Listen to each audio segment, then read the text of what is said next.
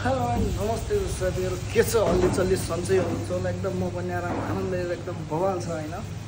अहिले चाहिँ टक्क म काममा छु होइन, टक्क यता पोर्तुगिज रेस्टुरेन्टमा एउटा एज अ कुकको काम गर्छु होइन।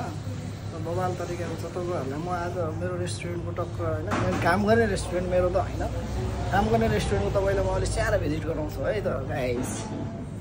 यहाँ चाहिँ टक्क यो चाहिँ बाल्कनी होइन, काउन्टर यता चाहिँ एउटा गर्छ। यो चाहिँ वेटर हो, Rodrigo डिस होला। अनि यहाँ चाहिँ होइन यसरी बस्ने एरिया चाहिँ यता हो, यस्तो छ।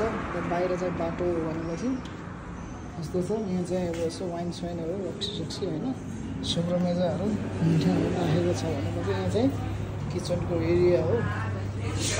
यस्तो रहेको छ किचनको एरिया। अहिले चाहिँ मैले यहाँ भात पकाउँदैछु, त्यसपछि यहाँ सुप बन्दैछ। त्यसमा चाहिँ आलु हाल्नुपर्छ। यहाँ चाहिँ यो चाहिँ बुसेसस हो, मैले यहाँ हालिसकेको छु होइन। यस्तै दुईवटा तबलेहरू भन्छ यहाँको भाषामा, दुईवटा मैले हालिसकेको छु भनेपछि बुसेसस त पोर्कल फोर्न भन्छ होइन पोर्तुगिजमा चाहिँ नि।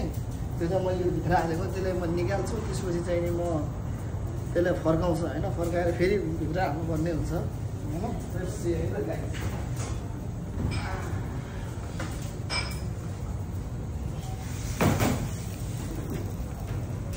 अहिले मैले एउटा मात्र निकालेको छु भने अर्को पनि छ, अनि यो पनि हाल्नुपर्ने हुन्छ। अब यसलाई चाहिँ नि भल्तार गरेर फेरि त्यत्रो हाल्नुपर्ने हुन्छ होइन। Very hot.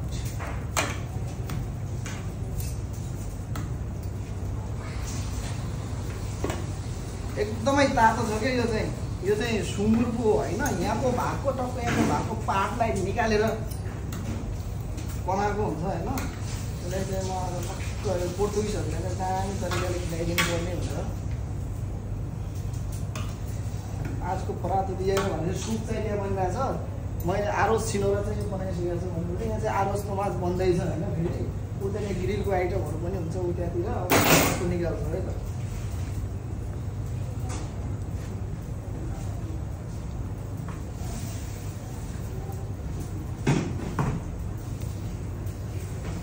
चाहिँ नि भित्र हाल्नुपर्ने हुन्छ।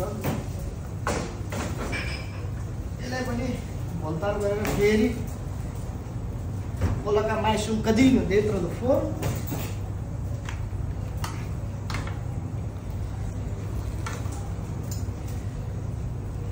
सबले आफ्नो रेस्टुरेन्टको बवाल भिडियोहरू बनाउँछ होइन, त्यही भएर हामी पनि एउटा बनाइदिउँ न त कस्तो त हुँदो रहेछ भनेर यसो अल्बल भनेर दिँदा हो होइन।